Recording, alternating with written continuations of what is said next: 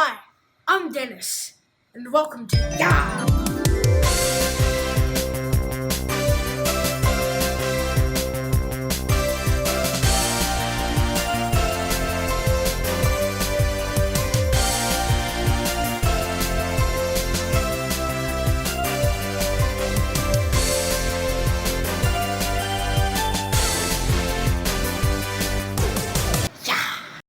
On today's episode, we will be talking to two Australian refugees that are famous, ANH Do and Dr. Karl.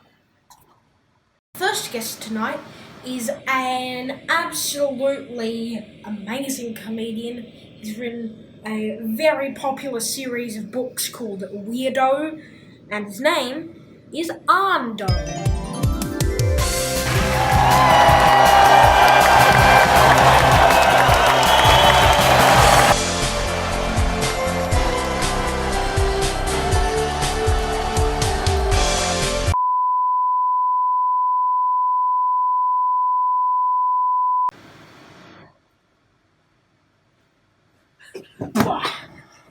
So at age 2, your family escaped Vietnam, spent 5 days at sea, then made it to Australia. Whenever I see you, you've always got a positive attitude. Did that experience have any effect on that? Yeah, mum and dad taught us just to be grateful for everything. In fact, they used the boat trip and use that and tell us, you know what, we could have been dead, you know. So now that we're alive, make it worth something, kids. So how many days at sea were you before you got picked up? Yeah, we're at sea for 5 days. You know, 2 pirate attacks at one stage. A pirate dangles a kid over the side of the boat, threatens to throw the kid into the ocean. Yes. And at the last minute spares his life and throws him back in, lets him live, and that's a good thing because that kid is my little brother YAAAH Do, who grew up to become the 2005 Young Australian of the Year. So after 5 days with pirates, storms and the like, you were then picked up by a German ship. Yeah, a German ship rocked up and rescued us, Anna. And, you know, to this day, my mum and dad love Germans. Mum goes for Germany in the Olympics. Run faster, Wolfgang! She's got a recipe for sweet and sour schnitzel. That's not even a joke. It's really delicious. So the German ship used a special trick to get you on board? Yeah, it wasn't a trick. Basically, they threw my dad an axe and said, look, well, he spoke German, so we don't really know what he said. But basically, my father figured out that he had to smash the boat, and the captain couldn't save us unless our boat was sinking. So my father put a hole in the boat, then he started taking everyone up, all 40 of us. So there was amazing generosity from the Germans in that point, but what I was really impressed with was when you got there to Australia, the way you guys were treated. You were really welcomed to Australia with open arms. Absolutely, yeah. Australia, as soon as we arrived, Mum and Dad said, what a great country. You know the first thing that happened?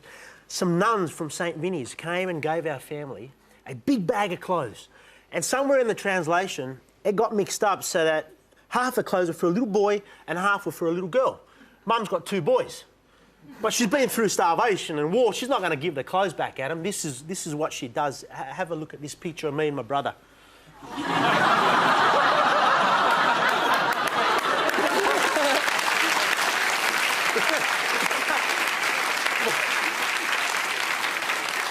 My uncle says, he looks like a little boy in a girl's dress. Mum said, don't worry, I'll fix that. She grew his hair longer. And what's great is your parents kept this attitude in you of make the most out of Australia. Well, the reason why we had to leave Vietnam is because my uncles fought alongside Aussie soldiers in the Vietnam War. One of my uncles was a sapper who cleared landmines for American and Aussie soldiers. That's what a sapper does. The other day I was watching TV and I was watching this sapper in Afghanistan. And I thought to myself, this guy doesn't look all that nervous for a guy who's looking for landmines. And I realised he's not nervous because in front of him is a cameraman walking backwards. Well,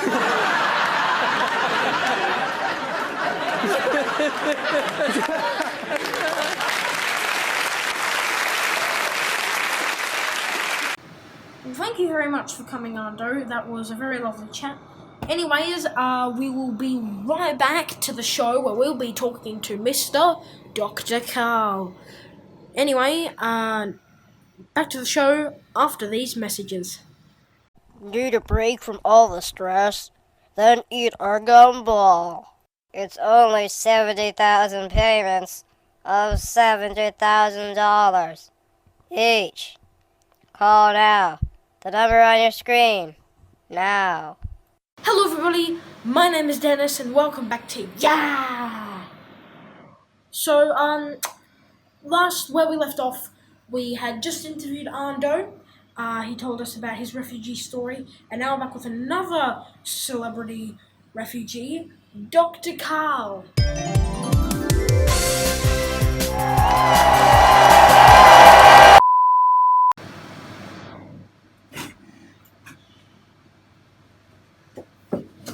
Good morning, Dr. Karl. Good morning, Dr. Andrew. Could you give us the brief history, how your family came to Australia, like where and why? Well, my father and my mother were both in concentration camps. My father was actually a person smuggler, and he smuggled Jews out of Nazi-occupied Poland. Wow. And got busted by it, got sent to a concentration camp and managed to survive by bribing his way through with a tin of sardines. They both ended up in Sweden, and then what happened was that after the Second World War, Russia started making grumbling noises, and they thought, my father had already been in a Russian concentration camp as well, thought we're getting out of here, went down to the dock, had the permissions to go, was ready to go to North America, and then I threw a fever on the dock, waiting for the ship to come, and so they said, oh well, we'll wait for the ship to go away, and then as soon as the ship went away, the fever went away, and then the next ship was going to Australia. So we came to Australia.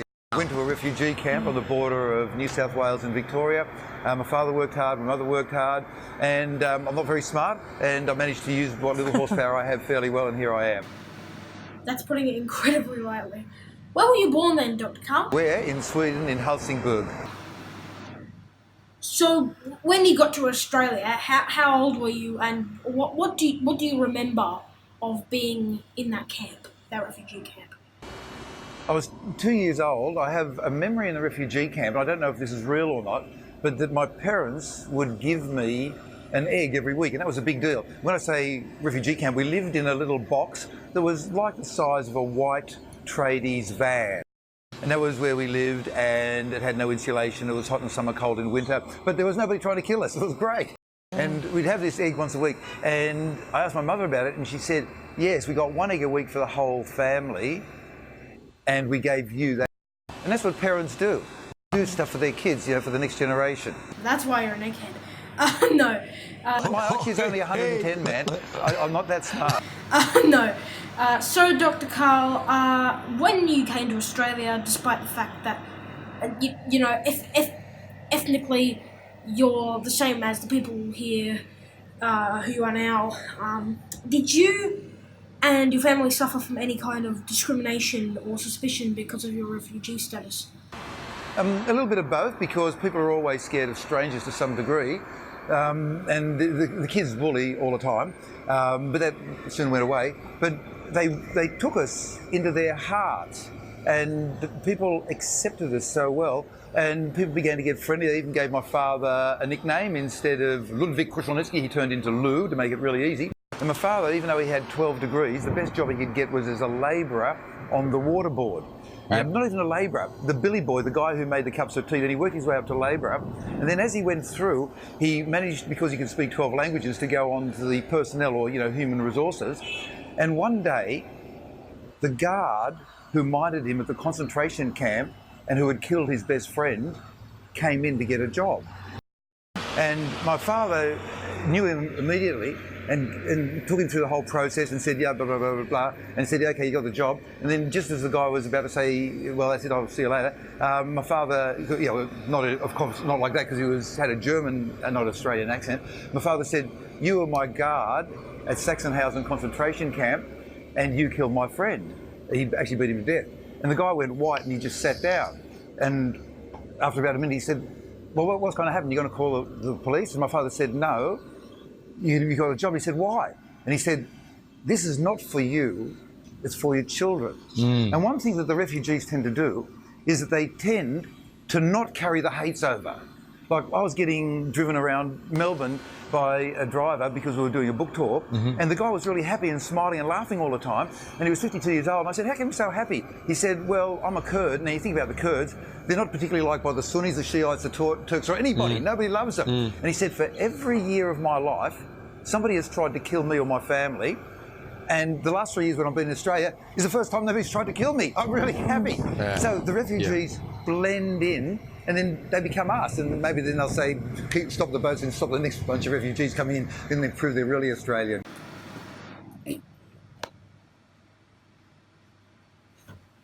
Whoa! So Dr. Karl, unfortunately, we are out of time.